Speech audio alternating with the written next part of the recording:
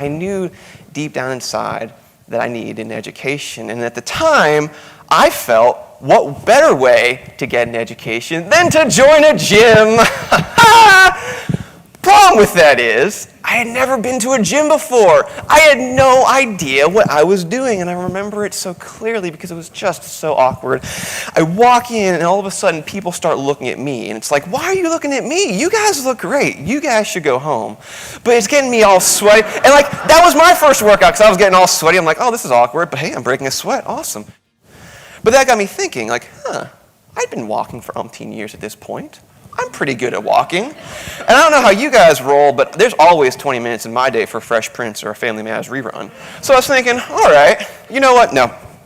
20 minutes, let's make a good decision today. So I jump on my noble steed of fitness, and I start punching in my weight. And it becomes like a little chubby auctioneer. It's like 155, 60, 165, 70, 175, 80.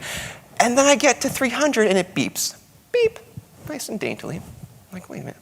There's still a lot more of me. What do you mean, beep? Beep, 300. I'm like, whoa. And so I just ham-fist at this point, like, no, and it's like, I'm like, what do you mean? So ERR. So either this treadmill is now spitting country grammar at me, or I have now been told that I am too fat to be fat. And already overwhelmed by the scenario, I just lose it. I'm like, you know what? You are the most prejudicial treadmill I have ever met. You probably one of those cute little girls in their booty shorts who don't even sweat, they just glisten somehow. Well, you know what? No. You're getting a big, fat, sweaty, hairy dude, and I am making a scene. Fine, 300, we're doing this. Because that was the first time I used humor as a way of acceptance rather than avoidance. And I finally felt the esteem of knowing I made the best decision that I could for me in that moment. And that meant so much more than the unqualified opinions of others.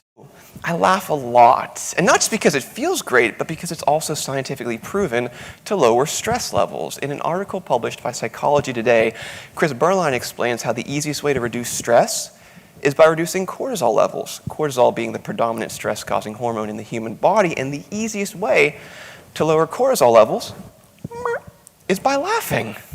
I don't know if you've ever been to a pediatrician's office. If you have, you know there's a pamphlet for everything. If your child is choking, please help them. If your child is lonely, please help them. There's no pamphlet for that time your daughter punched the beloved class mascot across the room.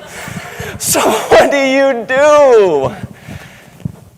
You laugh. Because what else can you do? I am done like a fine Christmas ham.